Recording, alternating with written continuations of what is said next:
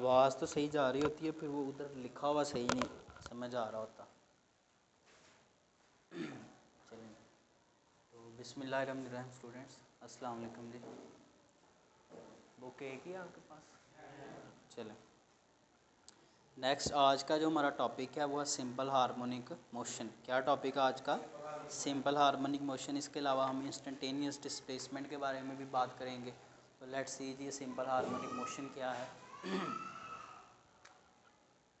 Chapter number हमारे पास 7 है। ये नज़र आ रहा है उधर कैमरे में? चलें कोई, तो इसका नाम है जी सिंपल। ये जो आज का टॉपिक है इसका क्या नाम है? Simple harmonic motion.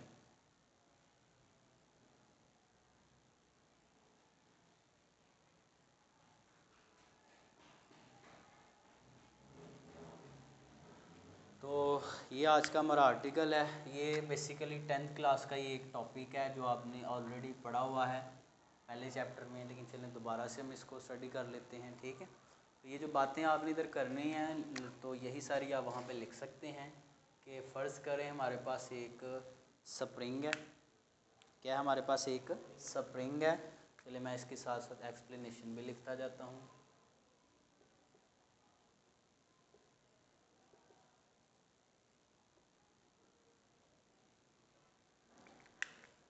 तो एक्सप्लेनेशन में हमने क्या किया कि हमारे पास एक स्प्रिंग है जी। उस स्प्रिंग का जो एक सिरा है वो जुड़ा हुआ है इस रिजिड सपोर्ट के साथ, और जो दूसरा सिरा है उसके साथ आपने क्या अटैच किया हुआ है? एक मैस एम अटैच किया हुआ है, ठीक। ये बात आप लिख सकते हैं कि फ़र्ज़ करें जी, consider we have a mass spring system.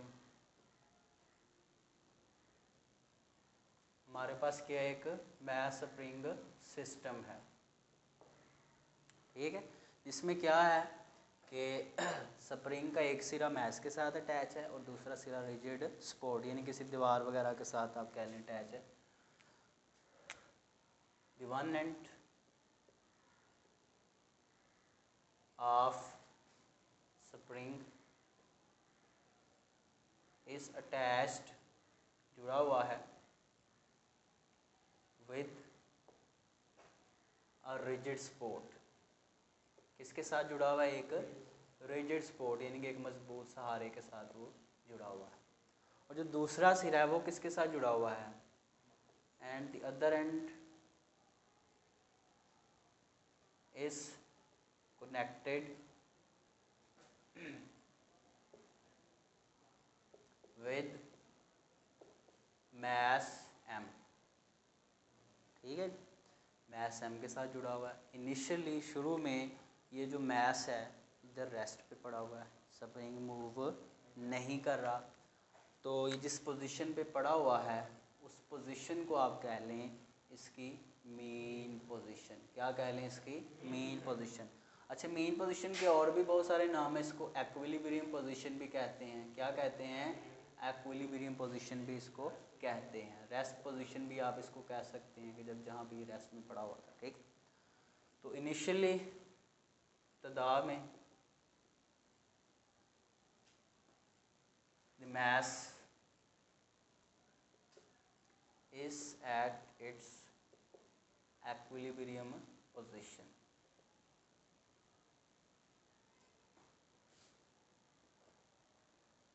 ठीक है जी। अच्छा, बाद में आपने क्या किया? आपने इस मैस को पकड़ा इधर से और इसके ऊपर फोर्स लगाई और इसको पकड़ के इधर को ले आए, ठीक है जी। तो हम कर लेते हैं ये चीज़ भी, इधर ड्रॉ कर लेते हैं। तो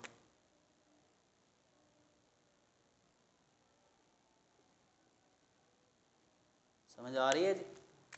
तो now take the mass M from its mean position to a distance X extreme तक, यानी कि अब ये मीन से कितने फासले पर है? एक्स फासले पर है। इसने एक्स डिस्प्लेसमेंट कवर कर ली है, ठीक। तो अब ये जो इसकी पोजीशन है इसको आप कह सकते हैं ये इसकी क्या है? एक्सट्रीम पोजीशन है। क्या है जी? एक्सट्रीम पोजीशन, ठीक। Now take the mass m from mean position to extreme position which is at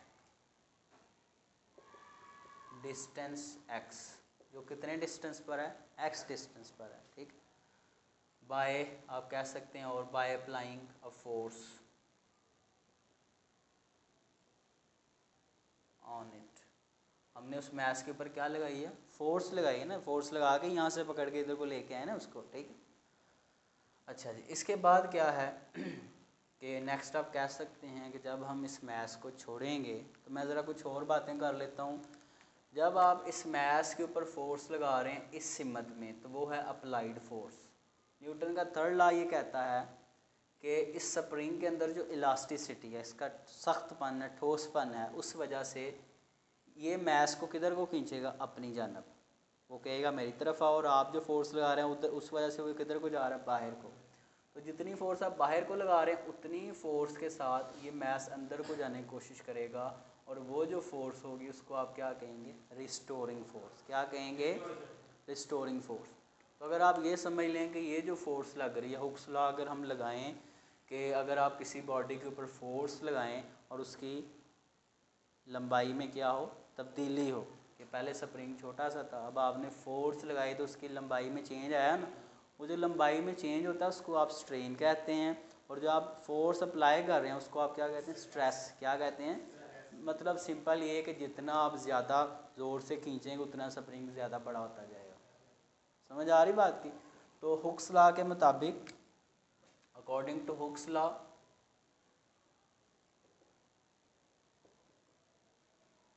hook के कानून के मुताबिक क्या होगा भाई, हमारे पास जो हम फोर्स लगा रहे हैं, फोर्स वो डायरेक्टली प्रोपोर्शनल होगी किसके, डिस्प्लेसमेंट एक्स के। कि ये स्ट्रेस है वो डायरेक्टली प्रोपोर्शनल किसके है, स्ट्रेन के।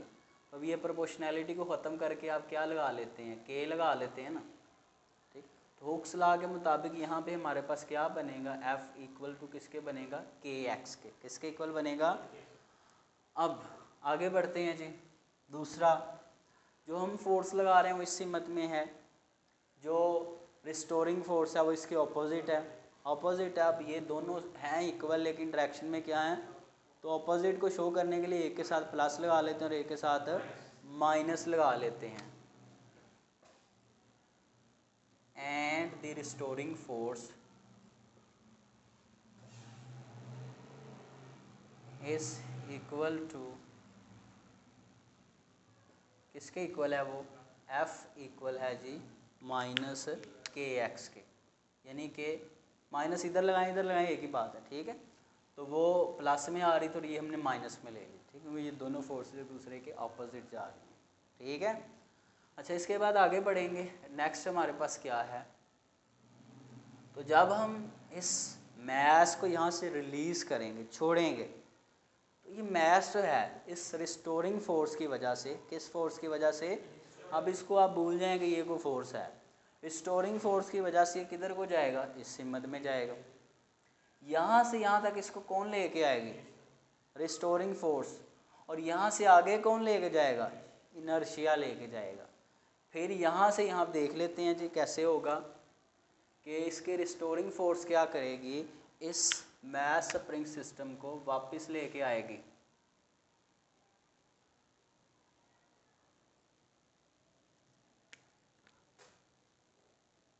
अब ये जो इसकी पोजीशन बन रही है वो भी क्या एक एक्सट्रीम पोजीशन है, वो भी क्या एक, अगर इधर x फासला है तो इधर भी कितना होगा, इधर भी x ही होगा, ठीक है। तो क्या होगा, मैं दोबारा कर लेता हूँ कि यहाँ से पकड़ के यहाँ तक कौन लेके आएगी, रिस्टोरिंग फोर्स, और यहाँ से आगे कौन लेके जाएगा, इनर्शिया लेके जाएगा बाहर की तरफ, और फिर यहाँ से वापस कौन लेके आएगा, रिस्टोरिंग फोर्स। कौन लेके आएगा, रिस्टोरिंग फोर्स, और यहाँ से आगे कौन लेके जाएगा, इनर्शिया लेके जाएगा। तो इस तरह से ये क्या करेगा, ये मैस जो है ये आगे पीछे अपने मोशन को दोहराना शुरू कर देगा। क्या कर देगा? शुरू कर देगा। अब कोई बॉडी अगर किसी एक नुक्ते के गिर्द, मैं इसकी डेफिनेशन की तरफ आ रहा हूँ, अगर कोई जिस्म किसी एक पोजीशन या किसी एक नुक्ते के गिर्द अपने मोशन को दोहराए, अब इस नुक्ते के गिर्द ही दोहरा रही ना, आगे पीछे, तो if a body repeats it's motion about a mean position, about its mean position, अगर कोई बॉडी एक अपनी मीन पोजीशन के गिर्द अपना मोशन दोहराए तो उसका मोशन को फिर हम क्या कहते हैं? सिंपल हार्मोनिक मोशन कहते हैं। ठीक, तो पहले तो हम वो बात लिखते हैं, द मास या फिर बॉडी विल रीच, यानी कि जाएगी, यहाँ से किधर को जाएगी? इधर को जाएगी। किसकी वजह से? रिस्टोरिंग फोर्स की वजह से। Will reach from its extreme position to its mean position due to restoring force. कौन सी फोर्स के बाइस? रिस्टोरिंग फोर्स के बाइस। ठीक है, और उससे आगे कौन लेके जाएगा? इनर्शिया। एंड विल पास, या ओवरशूट उसने लिखा हुआ है, ठीक है, will pass from mean position to extreme position. अब यहाँ से आगे कौन लेके जाएगा? इनर्शिया लेके जाएगा, ड्यू टू इनर्शिया। समझ रहे हैं बात को? तो वही जो बात हम कर रहे हैं वही आपके सामने लिख रहे हैं। ठीक, अच्छा, इसके बाद क्या है? दूसरी बात ये है कि ये तो हमने इनर्शिया नर्शिया वाली बात कर ली, उसको लिख भी लिया। अब आगे बढ़ेंगे तो नेक्स्ट क्या चीज़ है हमारे पास? बच्चों, आपने पढ़ा है कि जहाँ कोई फोर्स लग रही हो, क्या लग रही हो? कोई फोर्स लग रही हो, वहाँ पे न्यूटन का कौन सा लॉ लगता है? Second law. तो फोर्स लगे तो क्या पैदा होती है? एक्सेलरेशन। क्या पैदा होती है? तो यहाँ तो फोर्स लग रही है तो एक्सेलरेशन भी प्रोड्यूस हो रहा है। तो चले हम ये बात भी जिक्र कर लेते हैं साथ। तो by Newton's second law, Newton के दूसरे कानून के मुताबिक, दूसरा कानून ये बताता है कि बच्चों F किसके इक्वल होता है? ma के इक्वल होता है। किसके इक्वल होता है? ma के। तो ये जो हमारे पास इक्वेशन बनी थी इसको आप 1 कह लें, और ये जो इक्वेशन है इसको आप 2 कह लें। तो आप 1 और 2 को आपस में कंपेयर कर लें, या आप ये कह लें कि ये F की वैल्यू उठा के 2 से किधर पुट कर दें? 1 में पुट कर दीजिए। ठीक है, सो बाय कंपेयरिंग 1 and 2, अंडरस्टैंड जी? तो आप ये वैल्यू ज़रा पुट करेंगे तो F की जगह क्या आएगा? ma आएगा, और उधर राइट साइड पे क्या पड़ा होता है? -kx। बस F की जगह ये वैल्यू पुट कर दी। ठीक, अच्छा, अब आपको पता है कि ये a जो इधर m के साथ मल्टीप्लाई और m उधर जा क्या हो जाएगा? डिवाइड, x साथ वैसे ही रहेगा।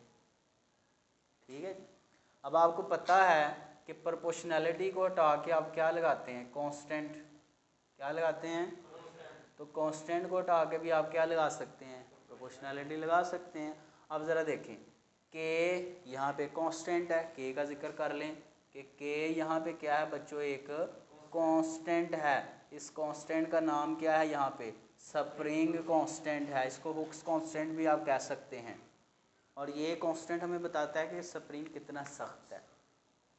ठीक है, बहरहाल अब तो के भी कांस्टेंट, एम भी कांस्टेंट, मास कांस्टेंट होता है ना किसी भी बॉडी का, तो आप कह सकते हैं कि यहाँ पे के ओवर एम जो टर्म है ये सारी की सारी क्या है? कांस्टेंट टर्म है। ठीक है, तो अब जैसे आप इसको हटा के ये लगाते हैं, अब कांस्टेंट को हटा के आप ये लगा सकते हैं, तो आप क्या करेंगे जी? ए भी उधर ही रहेगा इक्वल, और ये कांस्टेंट को हटा के उसकी जगह पे क्या लगा देंगे? प्रोपोर्शनैलिटी, और आगे बच क्या जाएगा? -x। ठीक है, तो ये हमारे पास वो फाइनल रिलेशन है जो हमें दरकार था। अब न्यूटन का लॉ ये बताता है कि जब फोर्स लगे तो फोर्स की सिमत में ही क्या पैदा होती है? एक्सेलरेशन। तो इसका मतलब इस मास में एक्सेलरेशन भी है जब ये मूव कर रहा है। ठीक है, तो जिधर को रिस्टोरिंग फोर्स है उसी सिमत में क्या होगी? एक्सेलरेशन होगी। अंडरस्टैंड जी? तो अब ये इसकी डेफिनेशन भी हम लिखते हैं, प्लस साथ में ये माइनस को भी हम एक्सप्लेन करते हैं।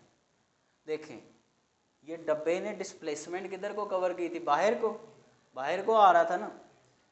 और इसकी एक्सेलेरेशन किधर को थी, अंदर को, यानी कि एक्सेलेरेशन और डिस्प्लेसमेंट एक दूसरे के क्या है, ऑपोजिट हैं। क्या है, तो ऑपोजिट को शो करने के लिए एक के साथ क्या आ जाता है, माइनस। तो आप कह सकते हैं the acceleration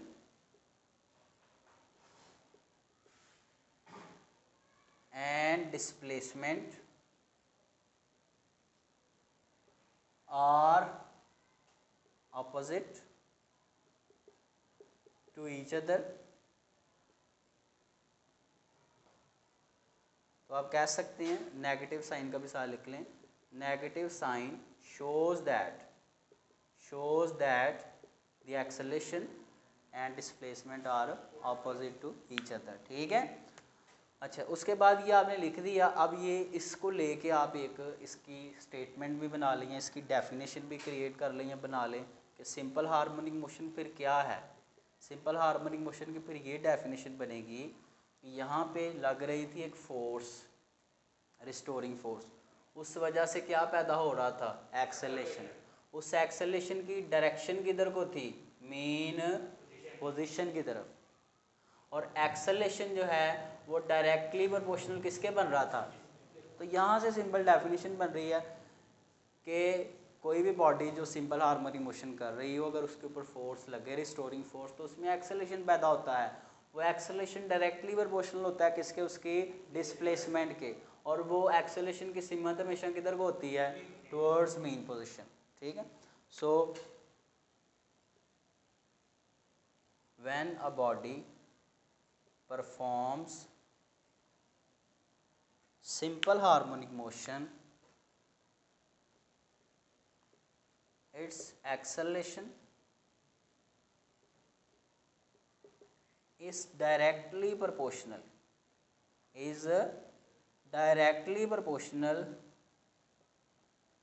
to the displacement of the body। ठीक है, फ्रॉम मीन पोजीशन। डिस्प्लेसमेंट कहाँ से ले रहे हैं, मीन से ही ले रहे हैं, कितना दूर जा रहा है।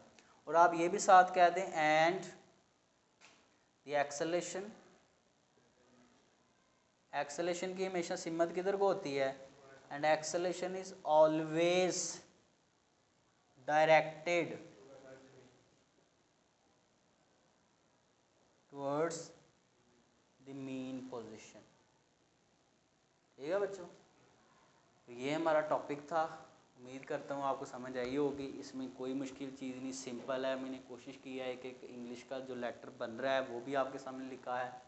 इस सारे का लिखने का मकसद सिर्फ ये था कि इंग्लिश तो सारी बुक पे भी लिखी हुई है, मैं चाहता तो आपको वहाँ से बता देता। लिखने का एक तो ये भी मकसद था कि जो देख रहे हैं वो भी थोड़े इम्प्रेस हों। ठीक है। दूसरा ये भी मकसद है कि आप अपने अल्फाजों को इंग्लिश में कैसे उतारें, कि सारा रट्टा तो नहीं लगना। ठीक है, कि आप जो बात कर रहे हैं उसको इंग्लिश में कैसे सिंपल करके लिखा जाए। लाजमी नहीं कि आप बड़ी कॉम्प्लिकेटेड सी वर्डिंग यूज़ करके आप सारी थ्योरी उसकी एक्सप्लेन करें, लाजमी नहीं। आप अपनी सिंपल वर्डिंग में भी चीज़ों को एक्सप्लेन कर सकते हैं, लेकिन कोशिश करें वो सही से करें। ठीक है, तो यहाँ तक सिंपल आपका लिखा हुआ है। अगर आपने ये करना है तो भी ठीक, अदरवाइज़ आप बुक से सिंपल मैं आपको बता देता हूँ आप वहाँ से क्या करेंगे। ठीक है। अच्छा, इसके बाद आगे क्या आर्टिकल है जी, इंस्टेंटेनियस डिस्प्लेसमेंट। क्या है, इंस्टेंटेनियस डिस्प्लेसमेंट। अगर आपने नोट करना हो ना तो सिंपल ये तरीका है कि घर में अगर मोबाइल है तो आप जाके ये लेक्चर खोला करें, स्क्रीनशॉट लेके वहाँ सारा लिख लिया करें। ठीक है कि नहीं, तो इधर टाइम वेस्ट करने के बजाय। तो बहरहाल आगे पढ़ेंगे, बुक से मैं आपको बता देता हूँ, गाइड कर देता हूँ। तो नेक्स्ट हमारे पास क्या है, इंस्टेंटेनियस डिस्प्लेसमेंट। कि इंस्टेंटेनियस डिस्प्लेसमेंट बच्चों हमारे पास क्या होता है। इंस्टेंटेनियस का मतलब है उस लम्हे, कि उस लम्हे, जैसे आप कहें यार आज से 2 साल पहले मेरे पास इतने पैसे थे, कोई आपसे पूछ ले अभी कितने हैं, तो उस लम्हे की बात कर रहा है।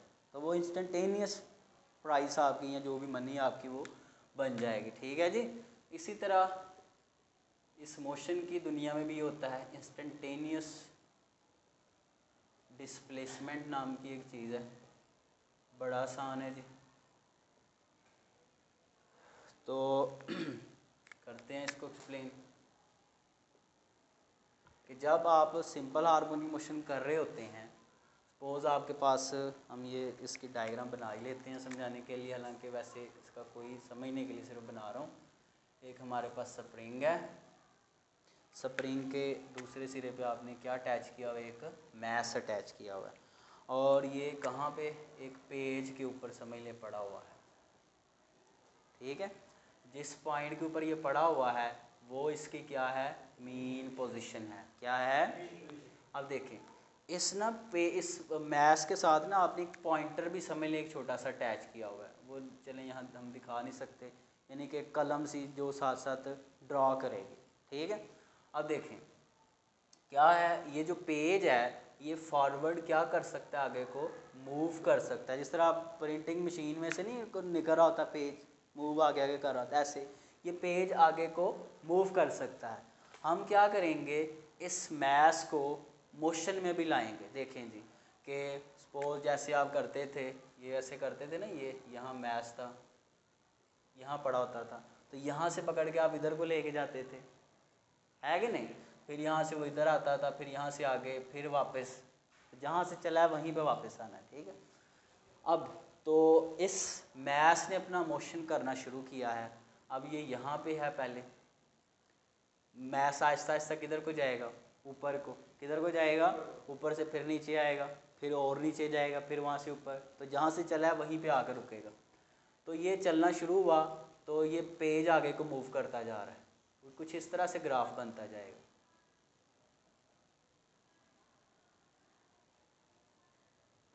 समझ आ रही कि नहीं, देखें पॉइंटर आहिस्ता आहिस्ता ऊपर को जाएगा ये मैस के साथ, और पेज भी आगे को आहिस्ता आहिस्ता जाता जाएगा। समझ आ रही है, फिर ये नीचे को आएगा, फिर यहाँ से मीन पोजीशन से आगे जाएगा, आपको पता ही है वो इनर्शिया की वजह से, फिर यहाँ जहाँ से चला है वहीं पे आकर रुक गया, ठीक है। आप चाहे तो इसको यहाँ से भी चला सकते थे, तो जहाँ से चला है फिर वहीं पे आकर रुके, तो एक साइकिल के जहाँ से स्टार्ट हो वहीं पे आप एंड करें। तो अब आप देखें, तो ये आपका मैस किसी भी लम्हे जहाँ पे खड़ा है, फ़र्ज़ करें आप यहाँ पे देखना चाहते हैं कि यहाँ कितनी डिस्प्लेसमेंट है, तो यहाँ ये जो सेंटर वाली लाइन है ये किसको शो करती है, मीन को, और ये जो मैक्सिमम है वो किसको, एक्सट्रीम को, ये भी एक्सट्रीम को। तो सपोज़ आप अगर देखना चाहें कि यहाँ से लेके यहाँ तक कितनी डिस्प्लेसमेंट, कि इस लम्हे जब मैस था तब कितनी डिस्प्लेसमेंट थी, तो उस लम्हे जो डिस्प्लेसमेंट है उसको आप क्या कहेंगे, इंस्टेंटेनियस। एक्स से डिस्प्लेसमेंट और आई एन से इंस्टेंटेनियस, कि इस लम्हे, फिर इस लम्हे, फिर इस लम्हे। और फिर आप ये देखते हैं कि जो मैक्सिमम जहाँ तक आपका मैस जा रहा है, तो मैक्सिमम जो डिस्प्लेसमेंट है यहाँ से लेके यहाँ तक, इस डिस्प्लेसमेंट को कहते हैं बेटा एम्पलीट्यूड। क्या कहते हैं, तो मैक्सिमम जो डिस्प्लेसमेंट होती है उसको क्या कहा जाता है, एम्पलीट्यूड कहा जाता है। और किसी भी लम्हे जो डिस्प्लेसमेंट होती है वो इंस्टेंटेनियस डिस्प्लेसमेंट होती है, ठीक है। तो बड़ा आसान है, displacement of a body performing, कर रही है जी, क्या कर रही है, SHM, ठीक है, at any instant of time, वक़्त के किसी भी लम्हे, ठीक है, इज कॉल्ड, क्या कहलाती है बच्चों, इंस्टेंटेनियस डिस्प्लेसमेंट कहलाती है।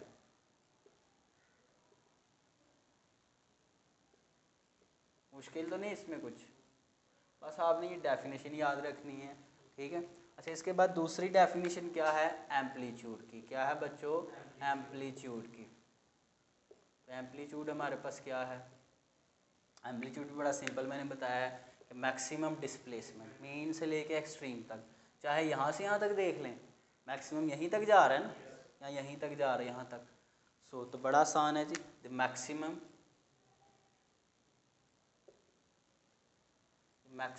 Displacement of a body from its mean position is called, क्या कहलाती है जी, amplitude,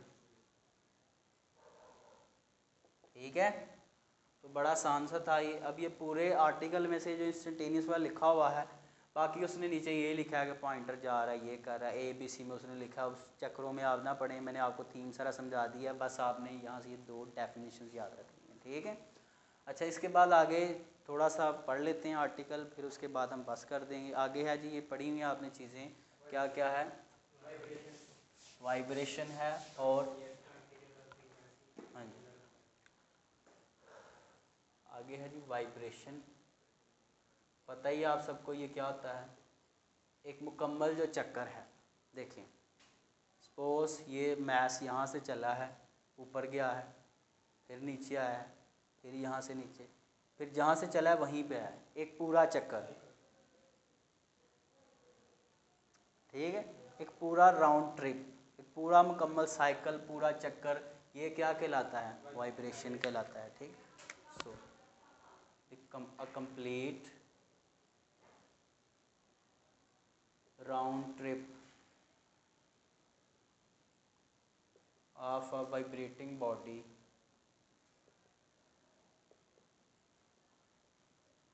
about its mean position, भी अगर साथ कहना तो कह लेंगे अपनी मीन पोजीशन के गिर्द कर रहा है ना, ठीक है। इस कॉल्ड क्या कहलाता है बच्चों, एम्पलीट्यूड, सॉरी वाइब्रेशन कहलाता है, क्या कहलाता है, वाइब्रेशन। अच्छा, ये जो राउंड ट्रिप है इसके बहुत सारे मुख्तलिफ नाम यूज़ करता है, वो साइकिल भी कह लेता है, ठीक है, ठीक है जी। तो बहरहाल जो भी वो कहे तो उसका मतलब ये है कि पूरा चक्कर। दूसरा इसमें क्या है हमारे पास, टाइम पीरियड। पेपर में शॉर्ट क्वेश्चन के तौर पर ये आ सकते हैं कि टाइम पीरियड क्या है जी। तो देखें, एक जो पूरा चक्कर हो रहा है ना, कि यहाँ से बॉडी चली है, घूम के फिर वहाँ पे आई है, तो पूरा चक्कर करने के लिए जो टाइम लग रहा है वो क्या है, टाइम पीरियड है, ठीक है। So the time required, the time required to complete one round trip, vibration भी आप कह सकते हैं, राउंड ट्रिप भी कह सकते हैं, इज कॉल्ड टाइम पीरियड, ठीक है जी। और इसको रिप्रेजेंट किससे करते हैं, टी से रिप्रेजेंट करते हैं, और इसको मैयर किस में करते हैं, सेकेंड्स में, ठीक है। और इसका फार्मूला आप ये कह सकते हैं कि इसका फार्मूला ये होता है 1/f, ठीक है। अच्छा, इसके बाद हमारे पास क्या है, फ्रीक्वेंसी। फ्रीक्वेंसी भी आसान ही है, देखें जी, एक सेकंड में, कितने सेकंड में, एक सेकंड में जितने भी चक्कर पूरे होंगे, अब चक्करों की तादाद को आप n से ज़ाहिर कर लें, ठीक। एक सेकंड में जितने भी साइकिल्स कंप्लीट होंगे वो आपकी क्या कहलाएगी, फ्रीक्वेंसी। फ्रीक्वेंसी को किस में मेजर करेंगे, हर्ट्स में। तो बड़ा आसान है, द नंबर ऑफ चक्कर्स, the number of vibrations completed in 1 second. एक सेकंड में जितने भी चक्कर पूरे हों, साइकिल्स पूरे हों, वो क्या कहलाती है, आपकी फ्रीक्वेंसी। अगर एक चक्कर पूरा हो रहा है 1 हर्ट्स, 2 हो रहे हैं तो 2 हर्ट्स, ठीक है। तो बड़ा आसान है, the number of cycles completed in 1 second is called frequency, ठीक है। वो आगे उसने और भी वर्डिंग में लिखा है, उसका भी मतलब ये है कि साइकिल किसमें, पर सेकंड में, तो वो भी चीज़ वही। अच्छा, इसका फ्रीक्वेंसी जो इसको एफ से डिनोट करते हैं, और इसको मैयर किस में करते हैं, हर्ट्स में मैयर करते हैं, और इसका फार्मूला ये है कि 1/t, यानी कि टी का रेसिप्रोकल है, कि अगर f 5 हर्ट्स है तो t 1/5 होगा, ठीक है जी। दोनों एक दूसरे के उलट है, अगर एक 5 है दूसरा 1/5, अगर एक 2 है दूसरा 1/2, ठीक है जी। अच्छा, इसके बाद आगे है एंगुलर फ्रीक्वेंसी। क्या है, एंगुलर फ्रीक्वेंसी। देखें जी, मैं आपको एक समझ लें कि हम अपनी माइंड में एक नई चीज़ लेके अब चलने लगे हैं कि सिंपल हार्मोनी मोशन जो है ना, इसमें बॉडी जब मूव कर रही होती है तो वो आगे पीछे, यानी कि एक लीनियर मोशन परफॉर्म करी, ट्रांसलेटरी। अब ट्रांसलेटरी मोशन को अगर आप लेके चलें ना, उसके लिए अगर आप उसकी इंस्टेंटेनियस डिस्प्लेसमेंट निकालने की कोशिश करें, एम्पलीट्यूड निकालने की कोशिश करें, ये मुख्तलिफ़ चीज़ें निकालने की कोशिश करें तो आपके लिए मुश्किल होगा। और अगर आप इसी सिंपल हार्मोनिक मोशन को अगर आप लीनियर की बजाय या ट्रांसलेटरी की बजाय किस में लें, आप लीनियर से इसको किस में कन्वर्ट कर लें, सर्कुलर में कर लें, या दूसरा आप क्या कह लें एंगुलर में कर लें, तो फिर आपके लिए समझना क्या होगा, आसान होगा। जैसे मैं आपको बच्चों को मिसाल देता हूँ कि भाई अगर आपने एक रोटी खानी हो, अगर आप पूरी रोटी को सीधा खाने की कोशिश करेंगे तो वो तो एक एक बाइट करके आप काट काट के खाएंगे, टुकड़े किए बगैर आप मुंह से अगर खाएं मुश्किल है। और अगर उसी रोटी को आप गोल कर लें, एंगुलर कर लें, लीनियर कर लें, फिर उसको खाना क्या है, तो मर्ज़ी हमारी, जिस तरह हमें आसान लगे हम उस तरह लेके अपनी चीज़ों को कैलकुलेट कर लेते हैं। तो हम ये जो लीनियर या ट्रांसलेटरी टाइप मोशन था इसका मैथ स्प्रिंग सिस्टम का, हम उसको कन्वर्ट करेंगे किस में, एंगुलर में, सर्कुलर में, ताकि हमारे लिए चीज़ों को निकालना कैलकुलेट करना आसान हो जाए। ठीक है, आप आगे आप देखें कैसे होगा। तो जब आपकी बॉडी लीनियर मोशन कर रही हो तो वो ये फ्रीक्वेंसी बनती है, और अगर कोई चीज़ घूम रही हो तो उसके पास जो फ्रीक्वेंसी है गोल दायरे में, तो उसकी फिर फ्रीक्वेंसी एंगुलर फ्रीक्वेंसी होती है। क्या होती है बेटा, एंगुलर फ्रीक्वेंसी। कि सपोज अगर आप ये कह लें कि जो मैथ स्प्रिंग सिस्टम था, जैसे वहाँ पे आप ये कहते थे कि पड़ा हुआ था कहाँ पे, मेन पोजीशन पे, यहाँ से फिर यहाँ आएगा, फिर यहाँ से किधर जाएगा, इधर जाएगा ना, तो फिर एक चक्कर पूरा होगा। यहाँ आप ये कह लें कि एक सर्कल है, ये उसका सेंटर है, जो पार्टिकल है वो भी यहाँ खड़ा है। ठीक है जी, ये समझ ले मेन पोजीशन है। तो यहाँ से ये घूम के गया यहाँ तक, ऐसे यहाँ से घूम के इधर आता था। ठीक है, फिर यहाँ से फिर आता है इधर, फिर यहाँ से आता है इधर, और फिर यहाँ से घूम के किधर, उधर वापस जहाँ से वो चला था। ठीक है जी, तो अगर हम ये कहें कि एक सेकंड में इस पार्टिकल ने कितने चक्कर पूरे किए हैं, एक सेकंड में एक चक्कर पूरा किया है, यहाँ से चला है, वहीं से आके कितने दफ़ा ये घूमा है एक सेकंड में, तो फिर अगर एक चक्कर, तो फिर उसकी फ्रिक्वेंसी जो है वो 1 हम लेंगे एंगुलर फ्रिक्वेंसी में। वो कैसे, उसका यूनिट क्या है वो भी देख लेते हैं। अब देखें जी, तो वेरी सिंपल कि अगर कोई बॉडी है उसका टाइम पीरियड t है और वो एंगुलर मोशन परफॉर्म कर रही है, तो उसकी जो एंगुलर फ्रिक्वेंसी है उसको आप किस चीज़ से डिनोट करेंगे, ओमेगा से। किससे डिनोट करेंगे, अब ओमेगा आपको पता है कि एंगुलर वेलोसिटी को भी शो करता है। आपने पिछले चैप्टर में पढ़ा है कि ओमेगा इक्वल होता है थीटा ओवर टी के। जब एक चक्कर पूरा हो तो थीटा बनता है 360 डिग्रीज, और वो इक्वल होता है 2 पाई रेडियन के। किसके इक्वल होता है, तो इसका मतलब थीटा हमारे पास यहाँ पे इक्वल है किसके, इसमें पुट करें 2 पाई के, और टी, अब एक चक्कर पूरा ये 360 पूरा कवर करने के लिए जो टाइम लगता है उसे आप क्या कहते हैं, टाइम पीरियड। क्या कहते हैं, तो टी को आप इस टी से रिप्लेस कर दें। तो ये हमारे पास एंगुलर फ्रिक्वेंसी है कि एक सेकंड में जो चक्कर पूरे हो रहे हैं, अब गोल वाले। ठीक है जी, तो वो जितने भी होंगे उतनी आपकी क्या होगी, एंगुलर फ्रिक्वेंसी होगी। इसका यूनिट फिर आपको पता है रेडियन पर सेकंड बनेगा, सेकंड ऊपर जाएगा ना। ठीक है जी, बहरहाल इस यूनिट के बारे में उसने कुछ लिखा हुआ, आगे बढ़ेंगे।